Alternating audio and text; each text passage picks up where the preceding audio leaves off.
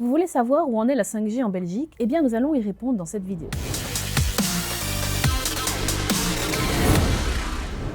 En 2019, c'est la Chine qui lance le bal en annonçant officiellement le déploiement de la 5G en phase test sur son territoire. Aujourd'hui, cela représente 450 millions de citoyens chinois qui ont utilisé au moins une fois la 5G depuis son avènement, à savoir 80% des utilisateurs du réseau au monde. En Europe, c'est à la Finlande que l'on doit d'avoir lancé pour la première fois la phase test de la 5G sur son territoire. Mais alors, en Belgique, c'est en 2021 qu'une législation concernant la 5G a posé un cadre légal. Il reste cependant beaucoup à faire, car les étapes de l'implantation du réseau sont encore nombreuses et de nouveaux obstacles risquent de compromettre l'agenda en retard de 2 à 3 ans. En mai 2022, une mise à l'enchère a mis en compétition 5 opérateurs pour répartir l'exploitation des bandes de fréquences sur tout le territoire belge. Proximus, Orange, BS Telenet et les sociétés NRB et CGK. Il reste maintenant aux opérateurs le job de commencer le travail de déploiement sur l'ensemble du territoire. Ainsi, depuis juin 2022, la distribution du réseau entre les différents acteurs est enfin finalisée. La Belgique reste cependant le pays européen le plus à la traîne au niveau du déploiement de la 5G sur son territoire. L'un des problèmes propres à la Belgique, et notamment à Bruxelles, reposait sur les différentes réglementations en termes de rayonnement, des fréquences, des antennes en fonction des régions. À ce propos, en 2021, au Parlement bruxellois, pour pallier les différentes barrières de la 5G, une commission délibérative constituée de 45 citoyens et de 15 parlementaires a adopté 43 mesures. On y retrouve des recommandations en matière d'environnement, comme monitorer et identifier l'incidence des ondes ou encore inciter les opérateurs vers les énergies renouvelables.